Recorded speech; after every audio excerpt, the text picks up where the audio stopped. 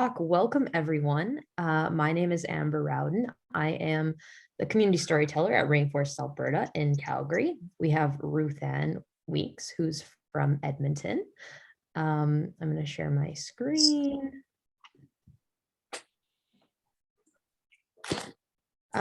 So for those of you who are new to the Rainforest, we would love for you to share the reaction button on your screen and introduce yourself in the chat.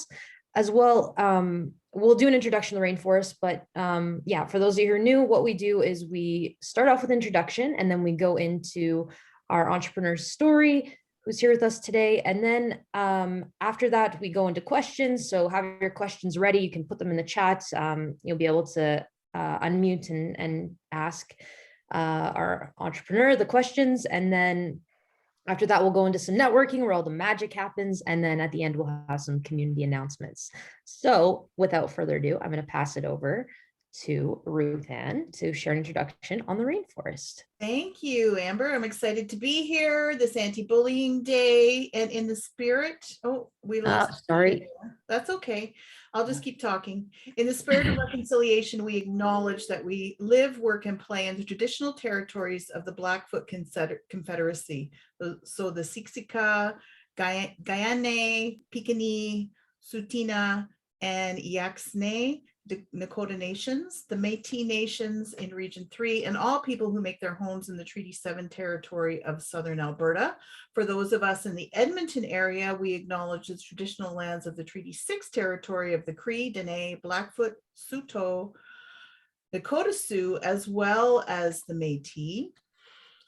These sacred gathering places provide us with an opportunity to engage in and demonstrate leadership on reconciliation. So thank you for your enthusiasm and commitment to joining Alberta Rainforest. In doing so, we really concentrate on 6 pillars within the rainforest, and they're all weighted a little bit differently. Culture is weighted the most heavily at 30%. So that's that culture of trust and respect and civility, and that epitome of psychological safety. 20% weighted is our leadership pillar. 15% is our resources. We love to share resources and help people meet needs, practical needs. 10% is engaged activities. 15% is policy and infrastructure, which is really important in how we do things. And we talk about the social contract there as well. And then role modeling. So really 10% weighted is really just walking that talk. And we have a little video to tell you a little bit more about how we do things. Thanks, Ruth Ann. I apologize for the screen share. I'm glad I had it printed.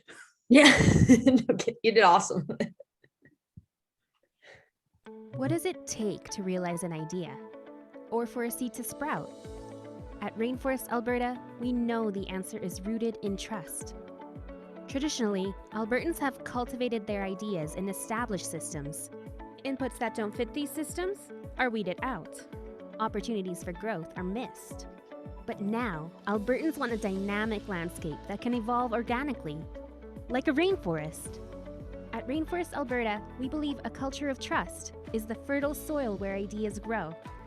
Our budding innovation ecosystem is a network of relationships pulling each other up as they push forward in their own field. Trust breaks down barriers. An open, inclusive network increases collaborative innovation. Successful breakthroughs inspire new ideas. A cycle begins. Rainforest Alberta is a movement to amplify trust by cultivating honesty, inclusion, and accountability. How? Our social contract holds us accountable to demonstrate trust across the province. We meet to have honest conversations around collaboration.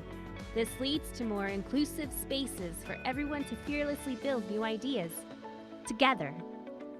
By raising the standard of trust, Alberta's ideas, talent, and resources can be evergreen. Visit rainforestab.ca to sign the social contract and start growing together.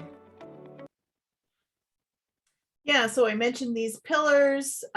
We want to just practice respect here and get the most out of this. So really use the chat. Chat is very, very active.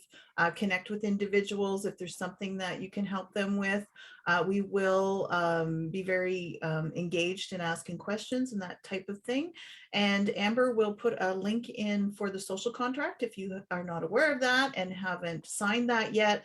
And while I still have the floor, I would really love to invite you all to register for the Edmonton Rainforest Summit coming up in person, live event. We're super excited on March the 24th. It's running 9 to 5. We have Mac Mail as our opening keynote from Taproot Edmonton. We have a really diverse and engaging panel. We're going to really unpack the Edmonton innovation ecosystem story, how we've evolved, what we've done well, what we've learned, and how we can improve. I'm also going to put that link in the chat.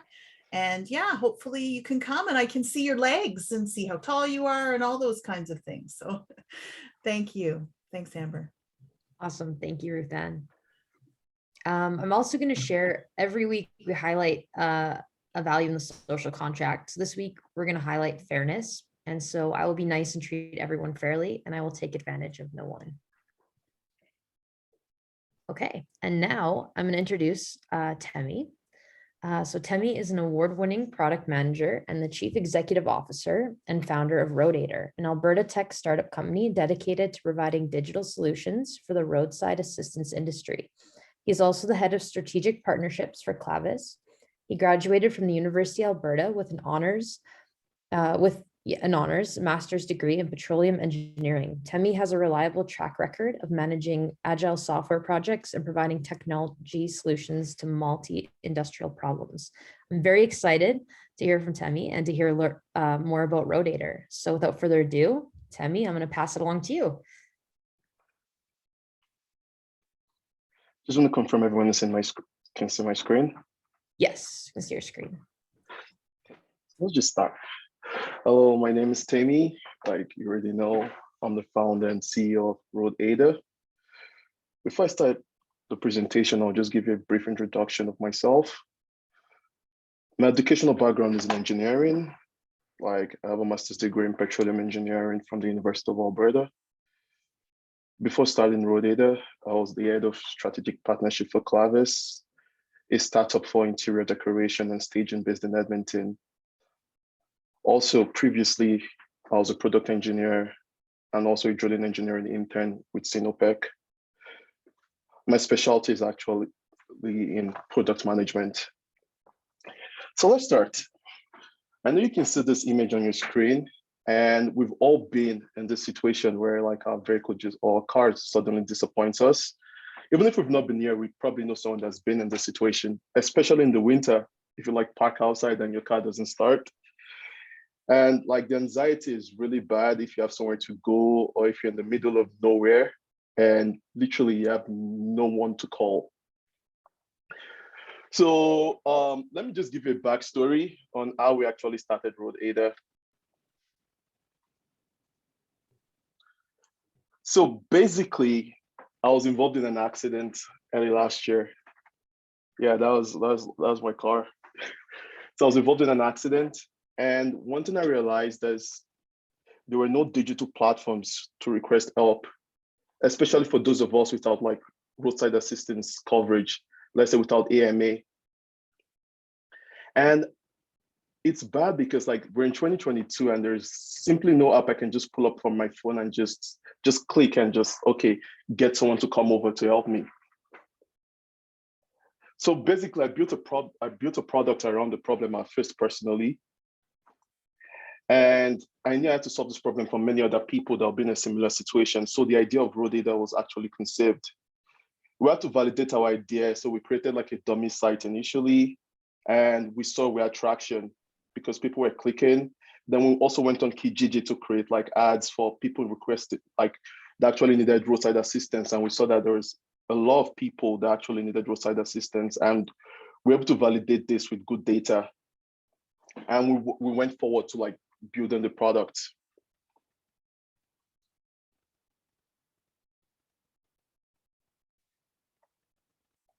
Now, do you know over 60% of Albertans have no roadside assistance coverage, like no AMA or nothing that can actually help in case of an emergency?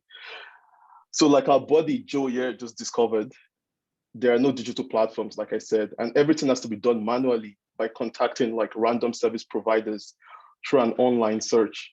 So you either go on Kijiji and you search for like tow truck services around me, or you go like on Google and you look for tow truckers around me. And the thing is, why people do this, there are a lot of problems with this approach. One, you have longer wait times since you're like contacting different service providers, trying to negotiate prices. You actually don't even know who is good or who's not good, and you're just calling different people. And if this is in the winter, it's really, really bad.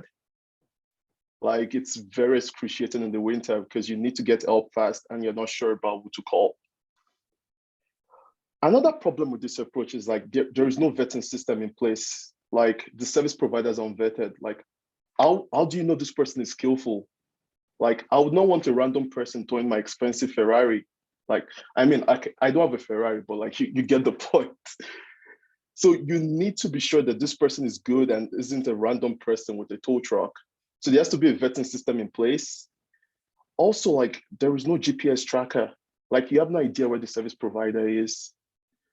Like they might tell you I'm 5 minutes away, but in reality, they might be like 20, 30, 40 minutes away.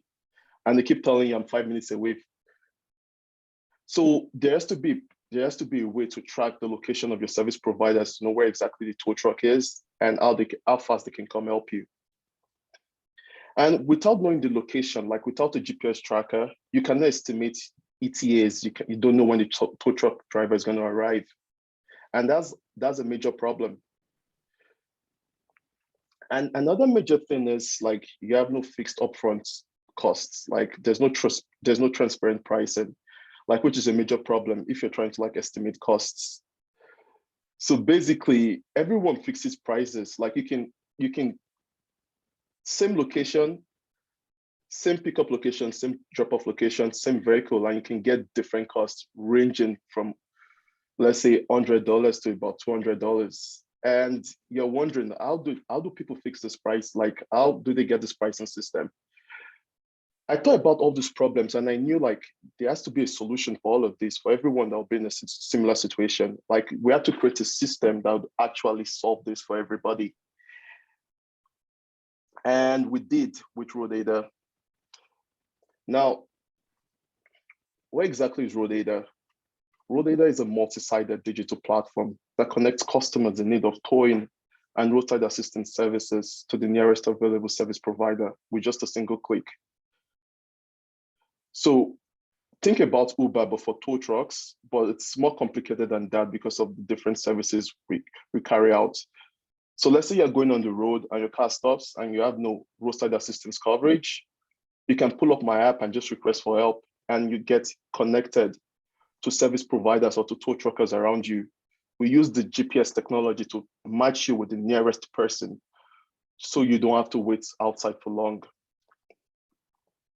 So there's so many use cases for this. Like think about traveling to a very new region where you know no one or you have no idea who to call. You can use this app to just find someone close to you that can just come to your help with just a single click.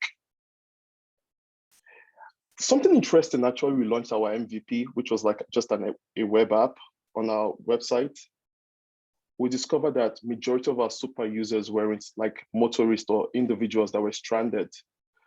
But there were people, like there were individuals or companies that needed to move or transport vehicles from one point to another. Like if you think about it, Roadaider is just a product for moving your car from one point to another, apart from the other services we provide. Because you just go, you specify your pickup location and your drop-off location. So with that, we were like, oh, we've seen so many people picking up, like purchasing cars from one, like let's say from an auction or from a dealership and delivering it to another place, or delivering it to either like an auto repair shop or delivering it to their household or wherever they want the vehicle to be. And we were able to see an opportunity in that market space or in that segment, because initially we created the product to solve a problem for like stranded motorists. And we found a super use case for us. for individuals or businesses that just want to transport their vehicles from one point to another point. Like this product was initially designed for stranded motorists, and we found like tremendous usage and applications for B2B segments. Like we currently partner with vehicle insurance companies, OEMs, and fleet companies to drive their customer satisfaction through our roadside assistance platform. We also help transform their clients' bad days on the road into good ones because of our services. Like when you think about your insurance companies, like they don't have tow trucks. What they do whenever their clients have issues is that they reach out to companies like us and we help them solve the problem for their clients.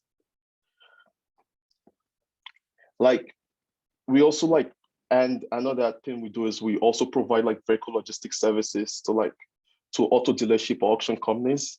Like so with Roadaider, they can easily transport vehicles from one location to another, including delivering like purchased vehicles to buyers. Like we recently got a deal with a Toyota dealership in Edmonton. And what we do for them is we help them transport purchased vehicles to different buyers around Canada. Because right now, because of COVID, there are a lot of online purchases. So you can basically sell a car to a client far away in another province, and you need to transport this vehicle to them. So what we do with our service is just connect these companies to service providers to help them transport their car. In just 10 weeks, because the company is really young, we started like in November, we've gotten really, really popular in the market. And we are currently used by some of these companies and some others as well. We're getting inquiries every day on our service on how we can help different companies actually grow. And one thing I feel to mention about Roadaider is like our major advantage. Now, when you think about long wait times, which is a major problem for people or motorists requesting for help, is that people don't like waiting, especially in the winter. You don't like waiting. And the major problem, what causes long wait times is just, it's simply basically demand and supply. Think about it. Let's say you have a company with like 20 or 30 trucks, and on a crazy winter storm, you have 40 or 50 or 60 people calling you for help. You're only limited to 30 trucks. You can provide help for like 50 or 60 people. So that's a limitation. And that means about 20 people would have to wait. And the more you have more demand and lower supply, the more you increase your wait times. But what we do with Roadaider is that we are just incorporating or integrating the largest amount or the largest collection of independent service providers on one platform. It gets to a point where I tell my clients, if we cannot help you, I can guarantee you no company can help you in a quicker time, because we are currently one of the largest collection of service providers in Alberta. We're getting different truckers. We're getting like different truckers in different locations, Red Deer, Edmonton, Calgary. Like we always know there's someone there to help you whenever you need help. And that's the major advantage single companies can't boast of, because they're limited in their supply. Why we actually overcome this challenge by compounding or integrating different service providers on a single platform.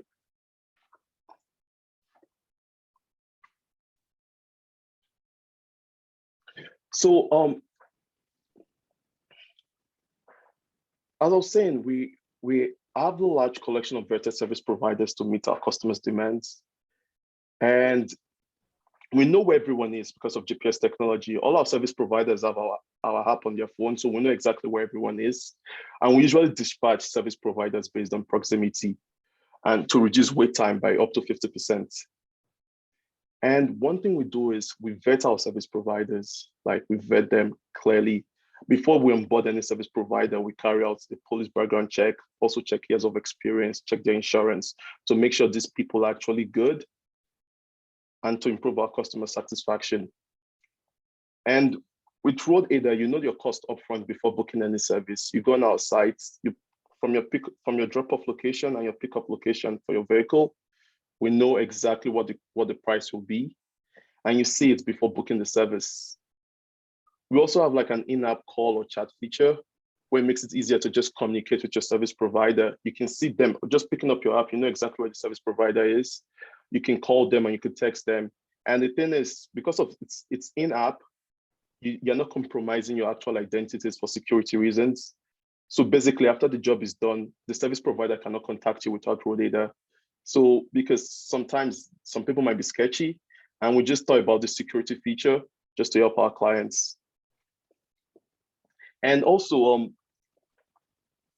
something cool again about our app is like we have the security feature that whenever you're traveling and you have our app on and you get into like let's say you have an issue on the road or there's an incident, with just one click, you can send messages to like your close contact list, share your location with them, and they know exactly where you are. And they can reach out to you if there's anything, and they can also see where you are. It's just like a location feature for our platform.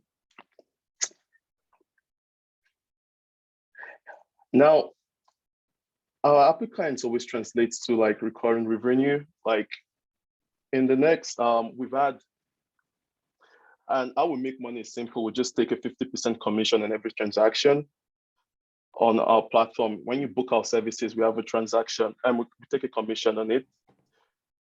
We've completed over 60 jobs in the last 10 weeks, which we started. And with every week, with every week, it keeps increasing.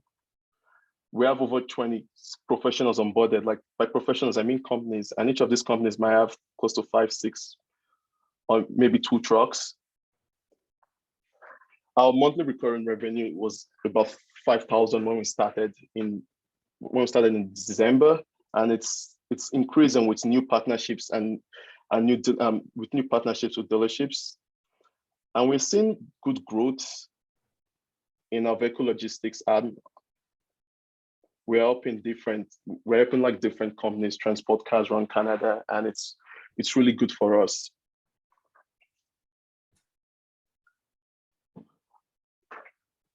We have a very diverse team. And that's actually helped our company grow so fast. Like we have an extremely competent leadership team with a combined experience of over 30 years in the tech startup space. One of our co-founders have been part of a successful bike sharing startup that was acquired by the government in 2015. We have directors that have an impeccable track record of doing this. They've done this with different companies, and I feel they will help us as well. We also have team members that are not part of the management. We have Sean, who's an intern, helps us onboard service providers in different cities. We also have Patrick, who helps with operations and is our customer service rep. And we'll probably be hiring more people next month to join the team. So what's next for us? We're currently based in Alberta, but we are looking to scale to BC later on in the year.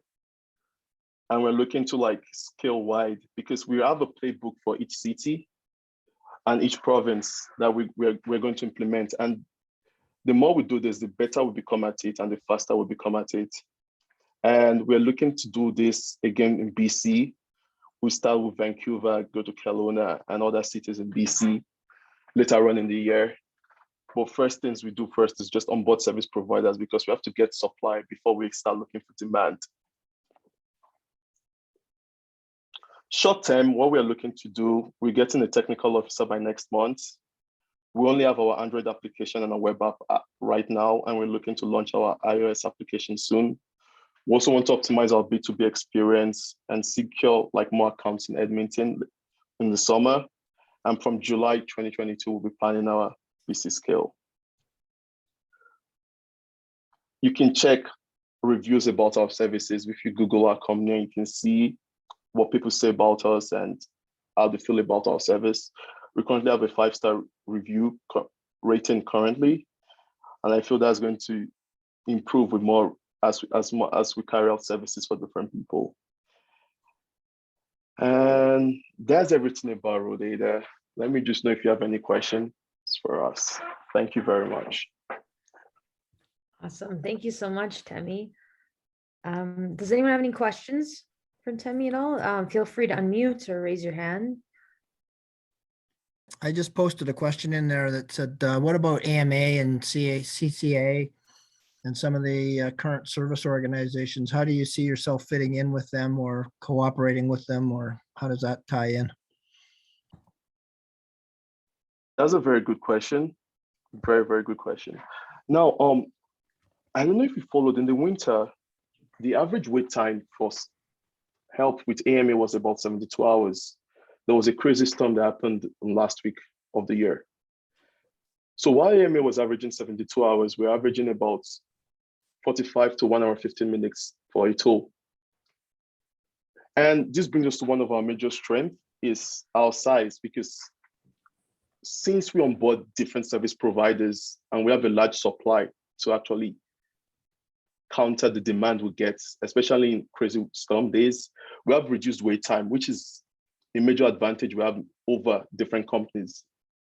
Now, some of the people we actually helped over over the winter were AMA members that couldn't wait for 72 hours, and they called us and got help under 2 hours. And the good thing with us is it's on demand. There is no subscription-based service. It's just when you need it, because I keep telling people, why pay yearly for something you use once or twice when you can get an on-demand service. So our business model is what differentiates us. It's on demand. We have a large collection of service providers. Like I say, one of the largest when it comes to trucks and based on location. And apart from that, our reduced wait time is something else again that we can brag about. I don't know if that answers your question. I can see the benefit, for sure. And then of course, making sure that the suppliers, the trucks and the various other people are going to be vetted to ensure that there's high integrity there as well. Because somebody could come knocking on your door and say, hey, my car's broken down. I'm in the middle of nowhere all by myself. And that obviously would be a precarious situation for somebody if the wrong person showed up. Exactly. So police background check, we have referrals, we have referees for them, and we make sure they are good people, and we always know where they are, where they live, have their ID cards and everything. And with us, we also get jobs from these major corporations. Sometimes AMA can reach out to us when they are fully booked. Can you help us with one of our clients? So there is also an integration of help, which we carry out. Like we also help these bigger companies as well. It's not like a competition. We help them, and by helping them, we're also helping ourselves grow.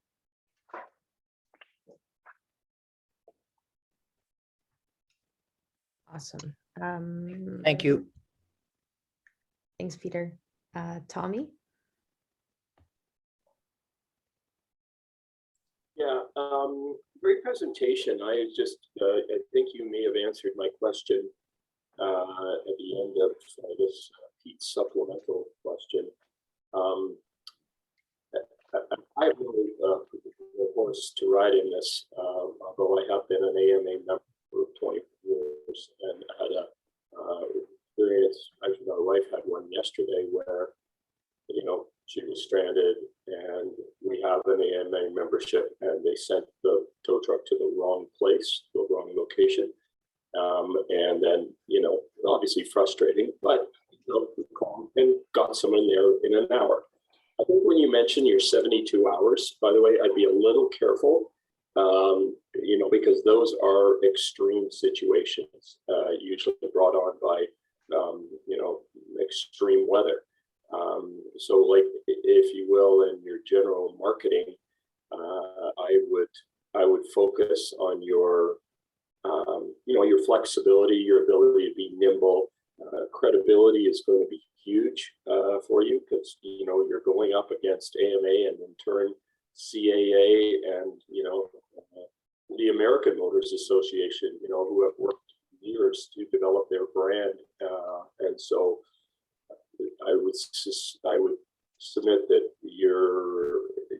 you've got a fine line there in terms of being able to carve out the market. It's good you're working with them, but I can also see a scenario where there's a little bit of a chipping you've done away at their business, where they may just say that's about enough. So it's I guess I'm just giving you these words of someone that has a little bit of gray hair and has kind of seen this sort of situation pop up, and I'll say most recently in the the fintech world, who until the Emergencies Act was put in place, was basically avoiding any sort of regulation. And now, as a result of that, and the Canadian bank lobby, they are facing a whole different world. So anyway. Yeah, thank you very much. Like, yeah, like I said, the 72 hours I mentioned was just based on the last week of the year because of the crazy winter storm. And basically, that period, the winter storm, and at the end of the year is when people usually need roadside assistance services. And that's the period when people wouldn't need a company to actually mess up. So I totally agree with everything you've said, and I agree, like, totally right. We have to be careful about saying that, but like, it's something that actually happened. It's a data that was online that you can see from their website as well. So I'm just quoting what I saw on the website and from my direct interaction with some of their members during that period, because we had to help a couple of them with tools and with battery boost as well. And I think one of the goals we have is that I feel like we might get bought out by the AMA if we actually execute this properly and actually get a full system that works and is scalable around Canada. And it's one thing we're working towards too. But thank you so much for your suggestion and everything. I really appreciate that. Thank you. Carrie? Yeah, Temi, I put in the chat, but I wanted to call out you. Your team should maybe look at, even before Vancouver, trying to target companies that work on the Coquihalla in the interior of BC, because that started. Have you ever seen the TV show Highway Through Hell? Just a few episodes. That show is based in the Coquihalla Highway, so it's notorious for crashes in the winter, in the summer, because it's such a desert. Like, cars will completely overheat and break down. So you've got full year-round potential there. Oh wow! Thank you very much. No we'll look problem. into that. We're on potential. Okay.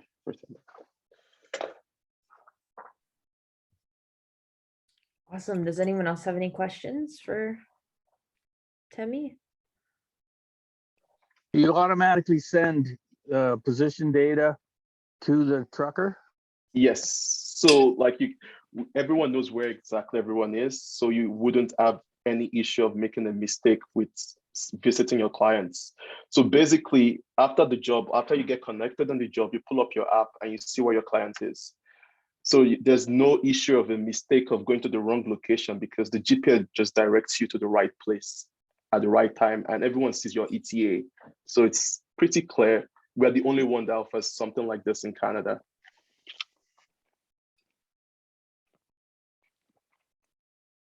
Okay, great. Well, we would love it if you could stick around, Temi, and join us in the breakout rooms. Thank you so much for sharing your presentation. Really appreciate it. And yeah, we'll go into the breakout rooms and get to know each other a little better. Oh, Ruth. Yeah, Tommy has his hand up, Amber. Tommy, did you have another question? No, I tried. How do you put your hand? Okay. Sorry. No, it's all good. Yeah, so we'll go into a few breakout rooms and then we'll come back at 12:55 for some announcements. I know the breakout rooms sometimes, actually, no, never mind. It's all good. Yeah, go have some fun in the breakout rooms. I just want to say thank you again to Temi for sharing his story. It was awesome. And thank you everyone for coming today. We're going to share community announcements. So if you have any announcements, please feel free to unmute and share them with us. I've been talking about it in the breakout rooms, but Civic Tech YYC, we announced our next event, which is going to be titled Calgary Railway Corridors Leveraging New Technologies. So I have a couple of people coming in talking about the opportunity of connecting Calgary to Edmonton and all the different communities in between, as well as the new developments with new railroad technologies and ticketing systems. And I know there's also the talk about the Banff to Calgary connection and about how that can maybe be linked to Calgary and linked to the rest of the province. So come and attend that for an interesting session. That's March 8th at 7 p.m. on Zoom. Awesome. Thanks, Ross. Does anyone else have any announcements? I saw Yeah, Jade drop. I'm just going to, I just posted up in there, the Alberta Technology Symposium is April 20th and 21st at the Grand Theater in Calgary here. We have 42 speakers lined up. Some are in the chat today or on here today. And hopefully, tickets are on sale now, early bird. We're going to possibly stream it if you can't make it. So, but it's quite expensive. So if we don't get any streamers signed up, then we'll probably just kibosh that and post all the discussions after the fact. But the website is there. Take a gander at it. Reach out if. Oh. Cool.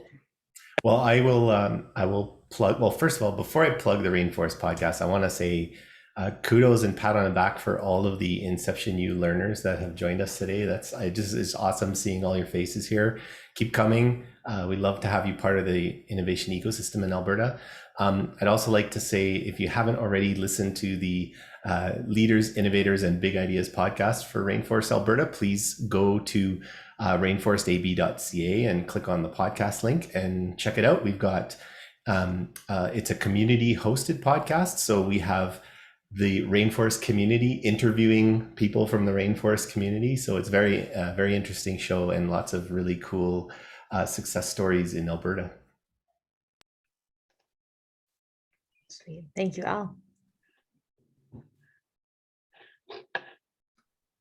Any other announcements? Yeah, well, I'll plug the summit again.